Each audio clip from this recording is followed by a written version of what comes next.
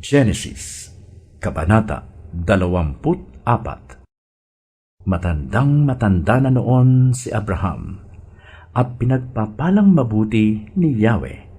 Sinabi niya sa pinakamatanda niyang alipin na kanyang katiwala, "Ilagay mo ang iyong kamay sa pagitan ng aking mga hita at manumpa ka.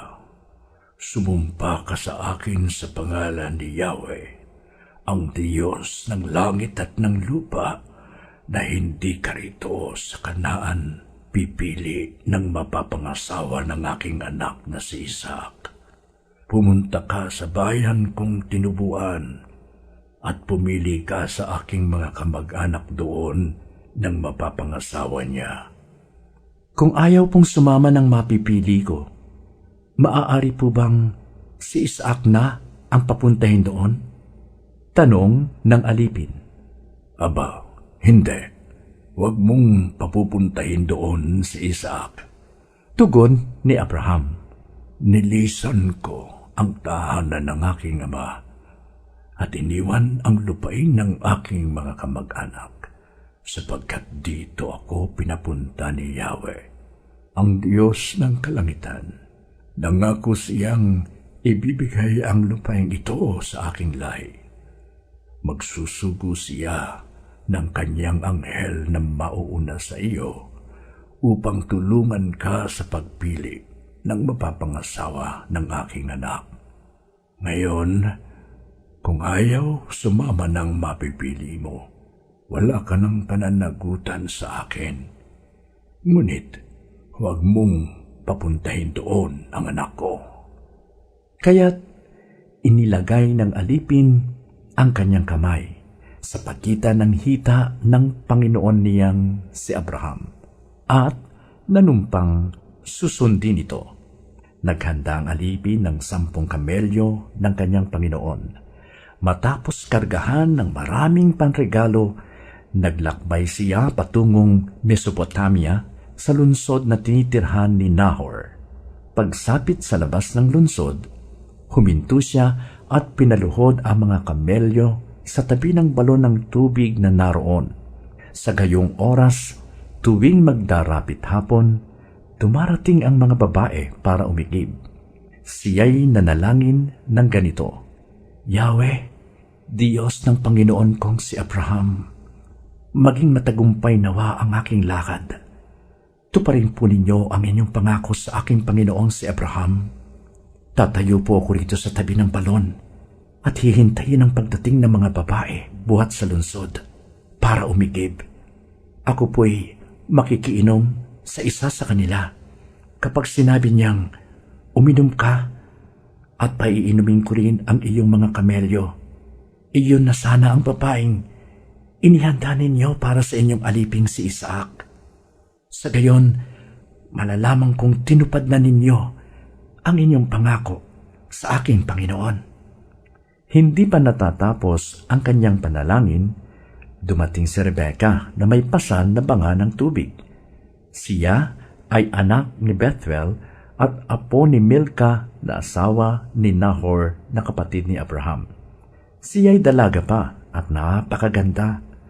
Lumusong siya sa kinaroroonan ng balon. Pinuno ang kanyang banga at umahon. Sumbalubong agad ang alipin at sinabi, "Maaari bang makiinom?" "Aba, opo," sagot ng babae. At inalalayan niya ang banga habang umiinom ang alipin. Nang ito'y makainom na, ay sinabi pa ng dalaga, "Paiinumin ko na rin po ang inyong mga kamelyo hanggang gusto nila." Isinalin niya sa painuman ang laman ng banga at pabalik-balik siyang sumalok hanggang sa mapainom ang lahat ng kamelyo. Tahimik na pinagmasdan ng alipin ng dalaga at iniisip kung iyon na kaya ang sagot ni Yahweh sa kanyang panalangin.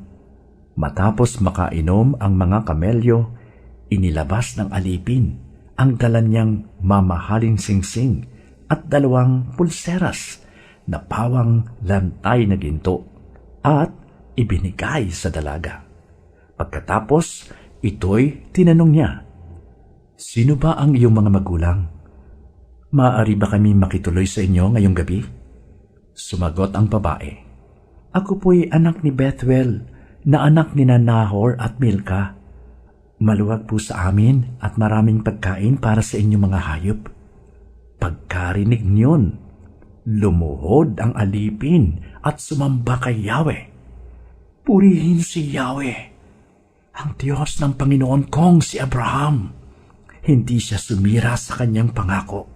Pinatnubayan niya ako sa pagpunta sa bahay ng mga kamag-anak ng aking Panginoon.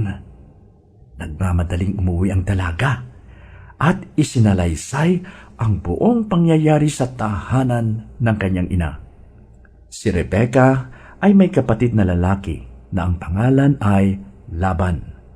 Patakbo siyang pumunta sa balong kinaroroonan ng lalaki nang marinig niya ang salaysay ng kanyang kapatid at makita ang singsing at ang mga pulseras na suot nito. Nakita nga niya ang tao sa tabi ng balon, pati ang kanyang mga kamelyo. Sinabi ni Laban, "Bakit nandiyan po kayo sa labas? Tayo na po sa amin, lalaking pinagpala ni Yahweh.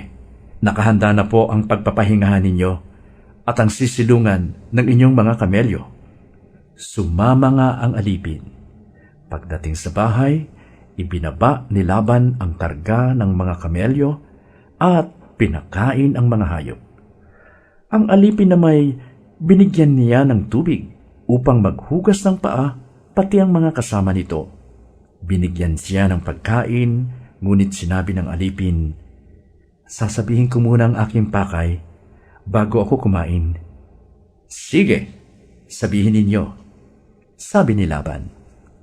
Ganito ang salaysay niya. "Ako po'y alipin ni Abraham.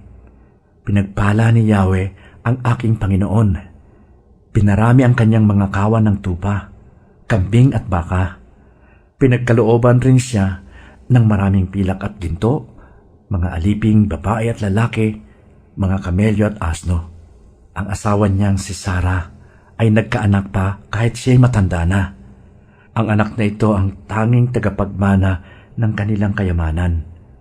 Ako po'y pinanumpa ng Panginoon kong si Abraham na hindi ako kukuha sa Kanaan ng mapapangasawa ng anak niyang ito. Dito po niya ako pinapunta sa mga kamag-anak ng kanyang mga magulang upang ihanap ng mapapangasawa ang kanyang anak. Tinanong ko po siya ng ganito, kung ang babaeng mapili ko ay hindi sumama sa akin, ano po naman ang aking gagawin? Ang sagot po niya ay, sasamahan ako ng anghel ni Yahweh upang magtagumpay sa aking lakad.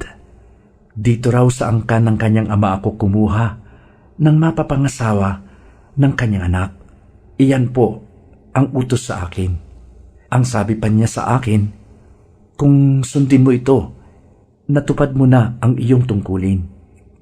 Kung tanggihan ka naman ng aking mga kamag-anak, wala ka ng pananagutan sa akin. Pagdating ko po sa may balon kanina, ako'y nanalangin ng ganito, O Yahweh, Diyos ng Panginoon kong si Abraham, panagumpayin mo ang aking gagawin.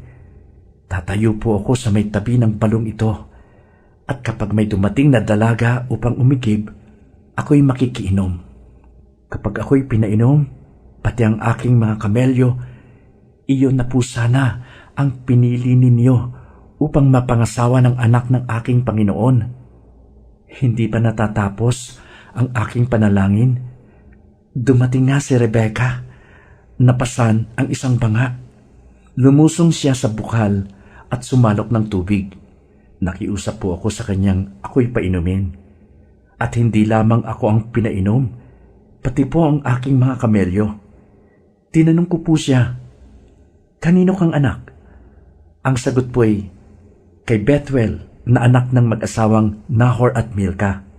Kaya't kinabitan ko siya ng hikaw sa ilong at sinuotan ng mga pulseras sa braso.